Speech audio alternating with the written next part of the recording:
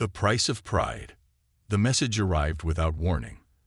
Every display device on Earth flickered simultaneously, replacing their normal content with the image of an alien being.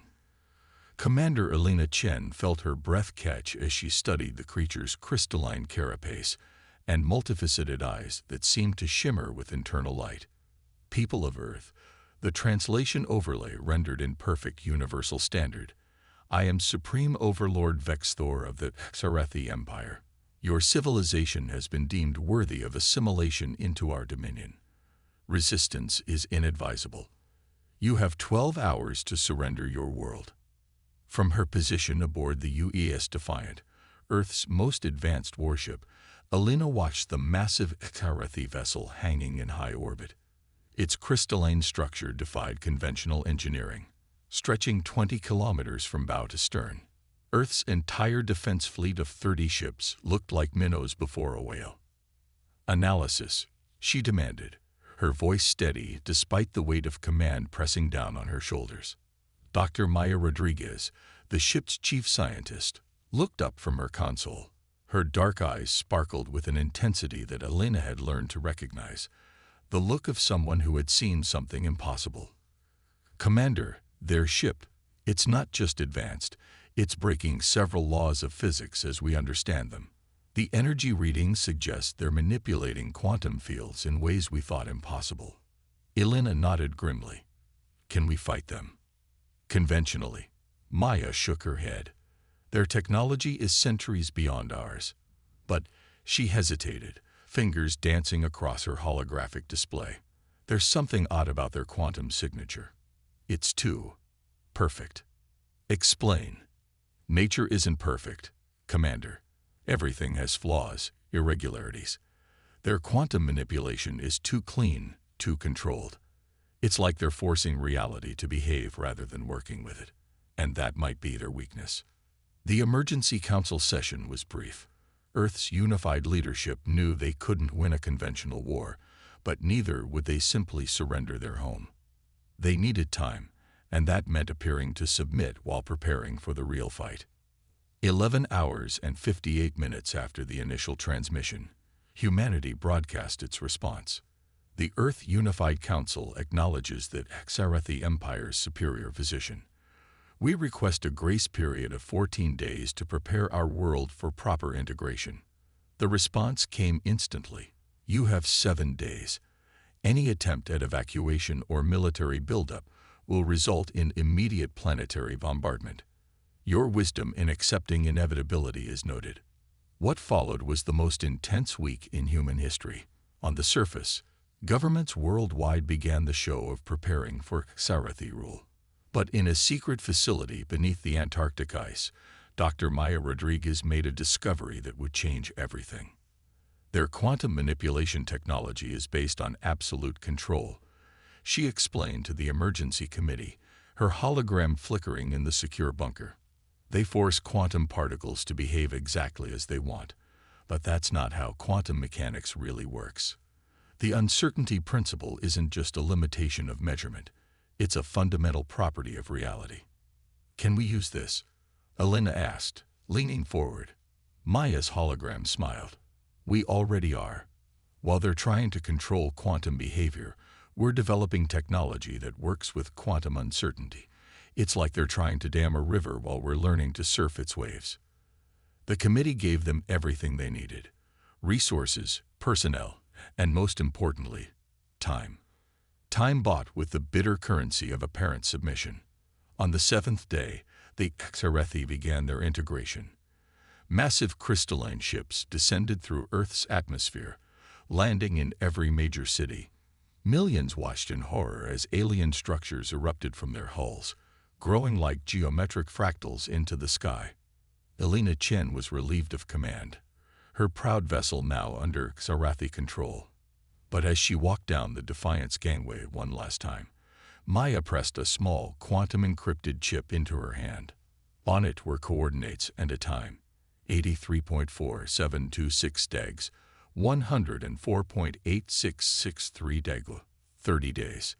The Xarethi believed they had found another primitive species to add to their collection. They didn't realize they had just encountered humanity's greatest strength, the ability to turn apparent weakness into advantage. As Elena walked away from her ship, she remembered something her grandmother used to say. The bamboo that bends is stronger than the oak that resists. The Exarathi, with all their power and perfect control, were about to learn that sometimes the strongest response to force isn't force at all. It's adaptation. Deep beneath the Antarctic ice, Maya Rodriguez watched quantum probability matrices dance across her screens. Each failure brought new understanding. Each setback revealed new possibilities. And in the cold darkness beneath the ice, humanity began to forge its own destiny. The price of pride had been steep, but humanity's response would shake the foundations of the galaxy. The Exarathi had sought to break Earth's spirit. Instead, they had only proved that humanity's greatest strength lay not in resistance, but in its ability to adapt, to learn, and to turn even submission into a weapon. Shadow Protocol. 3 months into the Exarathi occupation, Earth had transformed. Crystalline towers punctured the skies of every major city, their surfaces rippling with quantum energy patterns that defied conventional physics. Humanity appeared broken, subservient to their crystalline overlords. But appearances can be deceiving. In the depths of Antarctica, in a facility known as Deep Point Zero, Dr. Maya Rodriguez hadn't seen sunlight in weeks. Her eyes were fixed on the quantum containment chamber before her, where particles danced in patterns that shouldn't have been possible. Behind her, former Commander Elena Chen watched with barely contained anticipation. "Show me," Elena said quietly. Maya initiated the sequence. Inside the chamber, a small probe began to vibrate. Its surface rippled like water, then seemed to fade slightly, becoming less substantial. The Exarathi quantum sensors mounted on the wall remained silent. "They can't see it," Maya explained, her voice tight with excitement. "Their sensors are looking for forced quantum states for their kind of technology. This," she gestured at the semi-transparent probe, "this is something entirely different. We're not controlling quantum states, we're surfing them." The probe fully disappeared, then reappeared 10 meters away. The Exarathi sensors hadn't registered even a flicker of activity. Elena leaned forward, her military training warring with scientific curiosity. How? The Exarathi approached quantum mechanics like engineers trying to dam a river. They'd force quantum particles into specific states, controlling them absolutely. But quantum mechanics isn't meant to be controlled. It's meant to be probabilistic. Maya pulled up a holographic display showing complex mathematical equations. "We're not fighting the uncertainty principle, we're embracing it. Our technology doesn't try to control quantum states, it rides them like a wave." The implications were staggering. While the Exarathi expended massive amounts of energy forcing quantum particles to behave, human technology could achieve similar results with a fraction of the power by working with quantum uncertainty rather than against it. But Maya wasn't finished. "There's more," she said, pulling up another display. "Every time the Exarathi use their quantum control technology, they're actually damaging the quantum fabric of spacetime. Small tears, barely noticeable, but they're accumulating. Their entire empire is built on a foundation that's slowly crumbling." Helena's eyes widened. "Can we accelerate that damage?" Maya's smile was grim. "We already are. Every quantum sensor they install, every crystalline tower they grow, they're following the same flawed approach. And now that we understand the fundamental flaw in their technology, we can turn it against them." The Shadow Protocol was born that day. While the Exarathi continued their occupation, believing they were witnessing the systematic submission of humanity, a resistance movement unlike any in history took shape. In abandoned mines repurposed as manufacturing facilities, engineers began constructing weapons that could disrupt Exarathi quantum technology. In hidden bunkers, soldiers trained with devices that could pierce Exarathi crystal armor by exploiting quantum uncertainties. And in secret laboratories worldwide, scientists expanded on Maya's discoveries, developing technologies that worked in harmony with quantum mechanics rather than trying to dominate it. The Exarathi never suspected. Their quantum sensors, designed to detect forced quantum states, were blind to humanity's new approach. Their rigid, hierarchical thinking couldn't conceive of a species developing technology so fundamentally different from their own. Alina Chen, officially stripped of her command, but now serving as the shadow leader of Earth's resistance, coordinated it all. The Exarathi had made a critical mistake in allowing her to retain a civilian advisory role. They didn't realize that every meeting she attended, every inspection she participated in, provided crucial intelligence about their weaknesses. 6 months into the occupation, humanity achieved its first major breakthrough. In a secure facility beneath the Pacific Ocean, Maya's team successfully developed quantum camouflage technology. Unlike traditional stealth systems or the Exarathi's brute force approach to quantum manipulation, this technology worked by harmonizing with quantum probability fields, making objects appear to be exactly where the observer would expect them to be. It's like teaching matter to lie convincingly, Maya explained to the resistance leadership. Instead of trying to hide something, we're making it appear to be exactly what the Exarathi expect to see. The applications were immediate and far-reaching. Resistance cells could now operate in plain sight. Manufacturing facilities could produce weapons and equipment while appearing to create harmless civilian goods. Most importantly, they could begin building a fleet that the Exarathi would never see coming. But time was not on their side. The Exarathi were expanding their control, installing more quantum control systems, growing more crystalline structures. Each new installation caused more damage to the quantum fabric of space-time. Maya's calculations suggested they had 18 months at most before the damage became irreversible. Elena stood at the window of her assigned quarters in New Beijing's administrative tower, watching the crystalline spires pulse with energy. Below, humans went about their assigned tasks, appearing properly submissive to their alien overlords. None of the Exarathi noticed that the quantum pulses in their towers were slightly out of sync, subtly manipulated by human technology to cause microscopic tears in space-time. We're ready for Phase 2. Maya's encrypted message arrived on Elena's quantum-encrypted personal device, disguised as a standard Exarathi monitoring tool. The foundries are in place. We can begin fleet production. Elena allowed herself a small smile. The Exarathi had sought to break humanity's spirit, but they had only succeeded in teaching humanity how to bend without breaking. Now, that flexibility would become their greatest weapon. In the depths of the ocean, in the hearts of mountains, and in hidden facilities around the world, humanity began to forge its revenge. Not with brute force, but with understanding. Not with control, but with adaptation. The Shadow Protocol was no longer just a plan. It was becoming humanity's path to liberation. The Ghost Fleet. 1 year into the Exarathi occupation, beneath the ice sheets of Antarctica, Alina Chen stood before a holographic display of Earth's solar system. Scattered throughout the asteroid belt were dozens of green markers, hidden shipyards, each one producing vessels unlike anything humanity had ever built before. "Show me," she commanded. The hologram zoomed in on a particular asteroid, designated Shadow Forge 1.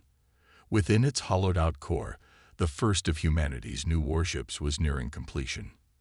Unlike the crystalline perfection of Exarathi vessels, this ship embraced organic curves and seemingly random patterns. Its hull was composed of quantum-responsive materials that could adapt to and redirect energy attacks. Dr. Maya Rodriguez's voice came through the quantum-encrypted comms system. "The Phantom is ready for her first full systems test. You should see this in person, Elena." 24 hours later, Elena stood in the command center of Shadow Forge 1, watching through armored windows as the Phantom powered up.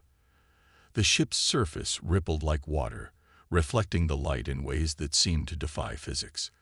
Then, gradually, it began to fade from view, not with the flashy distortion of traditional cloaking technology, but with the subtle inevitability of a dream fading upon waking. "Beautiful, isn't it?" Maya said softly, standing beside her.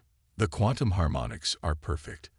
The ship isn't just invisible, it's probability shifted.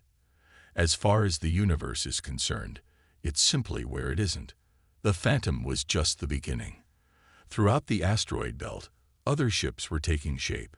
Each vessel incorporated the lessons learned from studying Xerathi technology, but with a crucial difference. Where Xerathi ships fought against quantum uncertainty, these new vessels embraced it. Every ship in the Ghost Fleet will be equipped with quantum surge weapons, Maya explained as they toured the Phantom's interior. When they hit a Xerathi vessel, they won't just damage it, they'll disrupt the forced quantum states that their technology relies on. Their own powers will become their greatest weakness. But the Ghost Fleet wasn't just about weapons and stealth. Each ship was also a testament to human ingenuity. The engineering crews had developed new ways to generate power by tapping into quantum fluctuations. The navigation systems used quantum entanglement for instantaneous communication. Even the life support systems operated on principles that would have seemed like magic just a year ago. As Elena walked through the corridors of the Phantom, she couldn't help but feel a surge of pride. The ship wasn't just a weapon. It was a symbol of humanity's resilience and adaptability. Where the Xerathi saw quantum mechanics as something to be controlled and dominated, humans had learned to work with it, to dance with the very fabric of reality. The fleet grew steadily, hidden from Xerathi sensors by the very quantum principles they refused to understand. But time was running out. The damage to space-time caused by Xerathi technology was accelerating. Strange phenomena had begun to appear near their largest installations. Temporal distortions, probability cascades, reality fluctuations that defied explanation. We're detecting increasing instability in the quantum fabric around major Xerathi facilities, Maya reported during a secure briefing. Their brute force approach to quantum manipulation is creating tears in reality itself. If we don't stop them soon, the damage could become irreversible. Elena studied the data with growing concern. The Xerathi weren't just a threat to human freedom. They were a threat to the very structure of space-time. Their empire's expansion across the galaxy had left a trail of quantum damage that could eventually lead to catastrophic collapse. But humanity's response was nearly ready. The Ghost Fleet now numbered over 100 ships, each one equipped with technology that could exploit the fundamental flaws in Xerathi quantum engineering. More importantly, human understanding of quantum mechanics had evolved far beyond what the Xerathi thought possible. In a secure chamber aboard the Phantom, Elena met with the fleet's commanding officers, all of them veterans of Earth's original Space Force, now trained in the new quantum warfare techniques. The Xerathi believe they've mastered quantum mechanics, she told them. They think their control is absolute. But they don't understand that their very mastery is their weakness. They're so focused on controlling quantum states that they can't see the damage they're causing or imagine a different way of doing things. The briefing room's holographic displays showed the fleet's first target, a major Xerathi installation on Mars.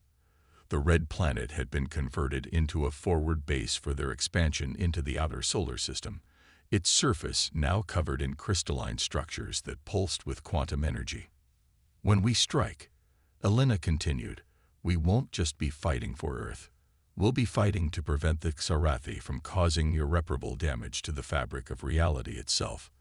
Their rigid adherence to control and domination threatens not just our freedom, but the very nature of space-time. The Ghost Fleet's first mission would be a test of everything humanity had learned. They would demonstrate that adaptation was stronger than domination, that understanding was more powerful than control. The ships of the Ghost Fleet weren't just carriers of weapons. They were carriers of a new way of thinking about the universe itself. As Elena returned to her quarters aboard the Phantom, she paused to look out at the asteroid field around them. Somewhere out there, invisible to both normal space and Xerathi quantum sensors, humanity's future was taking shape. The Ghost Fleet wasn't just a military force. It was the embodiment of humanity's greatest strength, the ability to learn, adapt, and find new ways to overcome seemingly insurmountable challenges. The time for hiding was almost over. Soon, the galaxy would learn that humanity's apparent submission had been merely the prelude to a revolution, not just in warfare, but in humanity's relationship with the fundamental forces of reality itself. Breaking chains. Mars glowed with an alien light, its surface transformed by sprawling HFY installations. Crystalline structures pulsed with quantum energy, their geometric patterns forming a web of power that stretched across the red planet's surface. In high orbit, massive HFY warships maintained their vigilant watch, their sensors probing space for any sign of resistance. They found nothing. They couldn't. The Ghost Fleet existed in a state of quantum probability that the HFY's rigid sensors couldn't comprehend.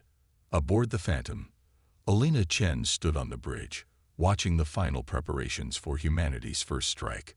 The ship's quantum harmonics thrummed beneath her feet, a subtle vibration that felt more like a whisper than the roar of traditional engines. "All ships report ready," her tactical officer announced. "Quantum signatures are stable.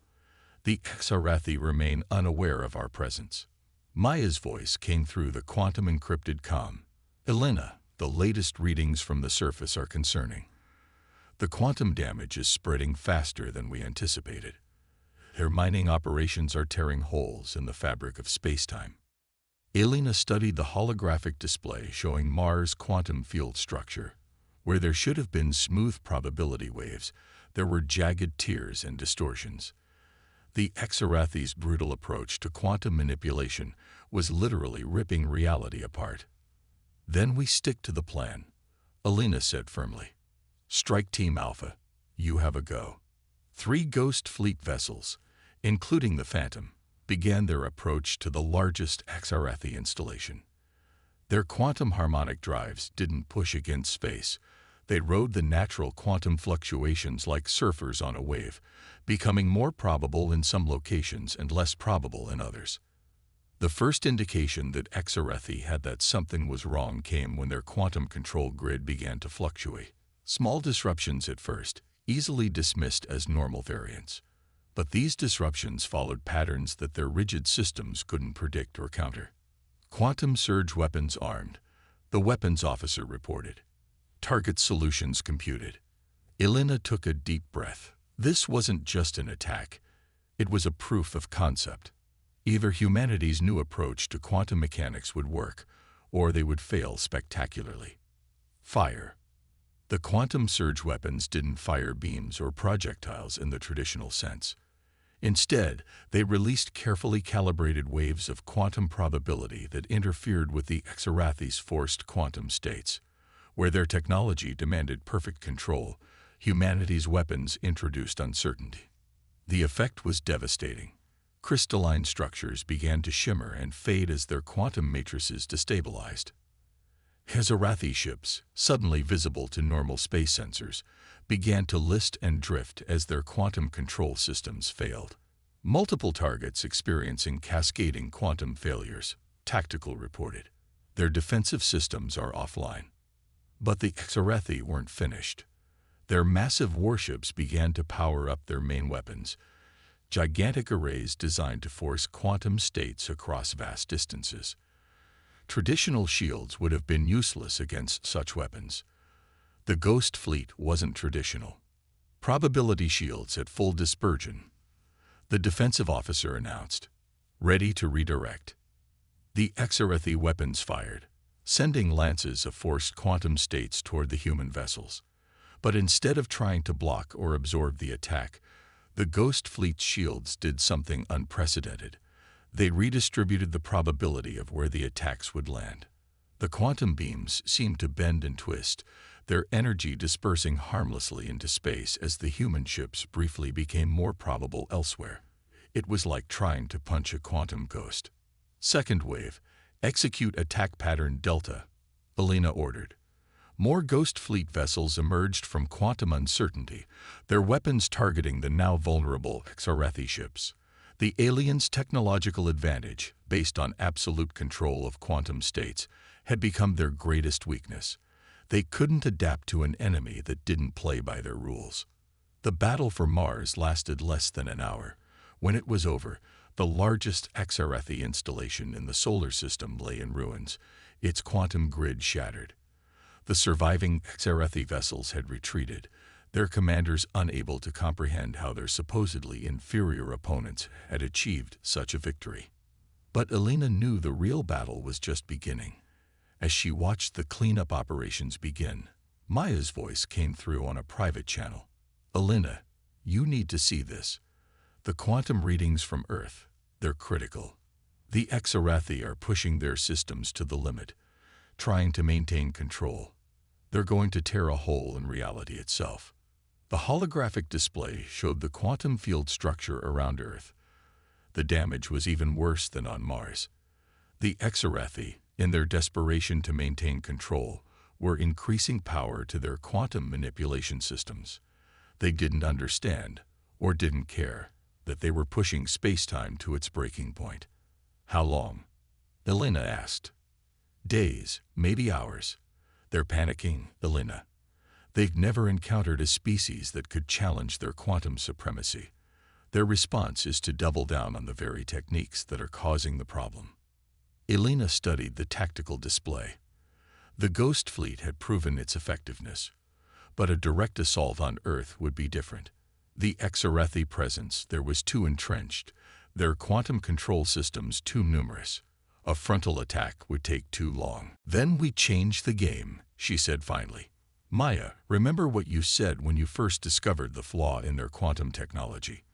About surfing the waves instead of trying to control them." "Yes, but wait." Maya's voice took on the tone that Elena recognized, the sound of a brilliant mind seeing new possibilities. "You want to use their own quantum damage against them. It's possible, but the calculations would have to be perfect. One mistake, and we could accelerate the collapse instead of controlling it." Elena smiled grimly. "Then we'd better not make any mistakes. Begin the calculations. It's time to show that Exarathi what happens when you push humanity too far." The liberation of Mars had been impressive, but it was just a prelude. The real test would come at Earth, where humanity would either free itself from Exarathi control or witness the collapse of space-time itself. The Ghost Fleet had proven that humanity's approach to quantum mechanics was superior. Now they had to prove it could save their homeworld. Emergence. Earth's skies had turned strange. Quantum distortions from the Exarathi's desperate attempts to maintain control created aurora-like effects, visible even in daylight. Reality itself seemed to shimmer and twist around their crystalline towers, which now pulsed with dangerous levels of energy. In low orbit, the massive Exarathi command ship hovered like a crystalline sword of Damocles. Supreme Overlord Vexthor had arrived personally to oversee the suppression of what they now recognized as a significant threat. The ship's quantum control systems operated at maximum power, trying to enforce order on an increasingly chaotic system. They didn't realize they were playing directly into humanity's hands. Aboard the Phantom, cloaked in quantum probability at the edge of the solar system, Elena Chen and Maya Rodriguez made their final preparations. The entire Ghost Fleet had gathered, over 200 ships that existed in a state of quantum uncertainty, invisible to Exarathi detection.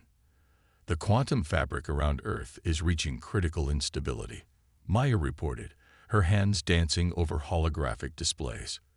"The Exarathi are trying to brute force their way through the disruptions, but they're only making it worse. We have maybe 2 hours before total collapse." Elena studied the tactical display, showing the complex web of quantum energy surrounding Earth. "Show me the resonance points." The display shifted, highlighting nodes where the Exarathi's quantum manipulation had created the most severe distortions. These tiers in reality were dangerous, but they were also predictable. Like cracks in ice, they'd followed patterns that Maya had spent months studying. "If we time this perfectly," Maya explained, "we can use their own quantum disruptions to create a cascading wave of probability shifts. Their rigid control systems won't be able to adapt fast enough." Elena nodded grimly. "And if our timing is off? Then we accelerate the collapse of space-time around Earth." Maya's voice was steady, but her hands trembled slightly. There won't be a second chance. Elena opened a channel to the fleet. All ships, final positions. Prepare for quantum surge synchronization. She turned to Maya. Start the countdown. The Ghost fleet began to move, each ship taking up precise positions around Earth. They weren't just planning to attack the HFY. They were preparing to surf the biggest quantum wave ever created. In high orbit, Supreme Overlord Vexthor noticed the increasing instability in their quantum control networks. Increase power to all stabilization fields, he commanded. We will not lose control to these primitives. More energy poured into the HFY systems, forcing quantum states into unnatural patterns. Reality groaned under the strain. In their arrogance, they couldn't see that their desperate grasp for control was only hastening their own defeat. All ships report ready, tactical announced aboard the Phantom. Quantum surge weapons charged and synchronized. Elena took a deep breath. Everything humanity had learned about quantum mechanics, every advance they'd made in working with reality rather than against it, had led to this moment. Maya. Quantum resonance points mapped and targeted. Wave calculations complete. We're as ready as we'll ever be. Elena nodded. Ghost Fleet. Execute Operation Quantum Break. 200 quantum surge weapons fired simultaneously, their effects precisely calculated to interact with the HFY's quantum disruptions.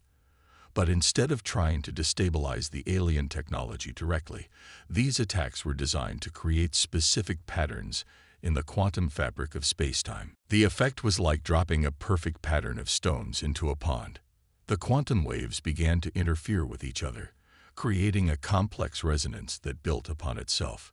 The HFY's own energy emissions, their desperate attempts to maintain control, only added to the growing cascade. Quantum wave forming, Maya reported, her voice tense with concentration. Pattern holding stable. 3 minutes to critical resonance. On the HFY command ship, alarms blared as their sensors detected the building quantum disruption. But their rigid systems, designed to impose order rather than adapt to chaos, couldn't cope with the complexity of what was happening. Impossible. Vexthor snarled as his ship's quantum control systems began to fail. Increase power. Maintain control at all costs. It was exactly what humanity had counted on.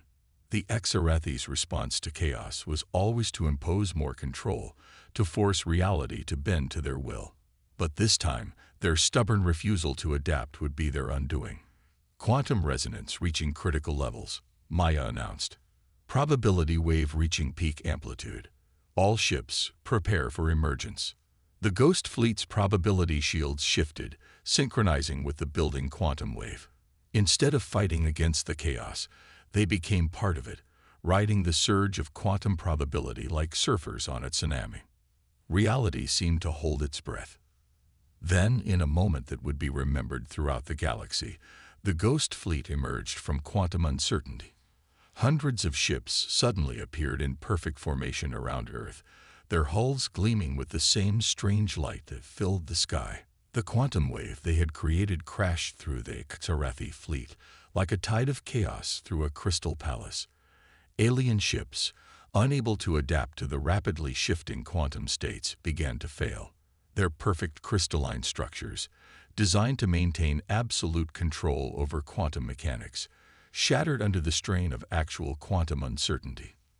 Their quantum grid is collapsing, Tactical reported.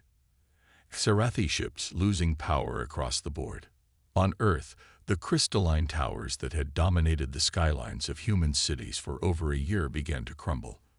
Without the rigid quantum control that maintained their structure, they dissolved like sandcastles in the tide. Supreme Overlord Vexthor watched in horror as his mighty fleet, the pride of the HFY Empire, was rendered helpless by an enemy that had seemingly mastered quantum mechanics in ways his people had never imagined possible. This is Commander Elena Chen of the Earth Defense Force. Elena's transmission cut through the chaos. Your attempt to control quantum mechanics has nearly torn reality apart. Surrender now, or we will be forced to demonstrate just how little you truly understand about the nature of the universe. The response came quickly. The Exarathi, faced with an enemy that had turned their greatest strength into their greatest weakness, had no choice. Their surrender was unconditional. As the quantum distortions began to fade, Alina looked out at the Earth below. The scars of Exarathi occupation would take time to heal, but humanity had gained something invaluable, a new understanding of their place in the universe. "We did it," Maya said softly, standing beside her. "We showed them that there's more to power than control." Alina nodded. "We showed them that sometimes the greatest strength lies not in imposing order, but in learning to dance with chaos." The Ghost Fleet took up defensive positions around Earth, their hulls still shimming with quantum probability. They were no longer just ships. They were a testament to humanity's greatest gifts: the ability to learn, to adapt, and to find strength in what others saw as weakness. The galaxy would never be the same. The Exarathi Empire, built on the principle of absolute control, had been defeated by a species that had learned to embrace uncertainty. It was a lesson that would reshape the understanding of quantum mechanics throughout known space. Humanity had not just survived. They had revolutionized the very nature of space travel and warfare. And in doing so, they had proved that true mastery comes not from controlling reality, but from learning to work in harmony with it. The price of pride had been steep, but the reward was beyond measure. Earth was free, and humanity was ready to take its place among the stars, not as conquerors seeking to control, but as pioneers eager to understand.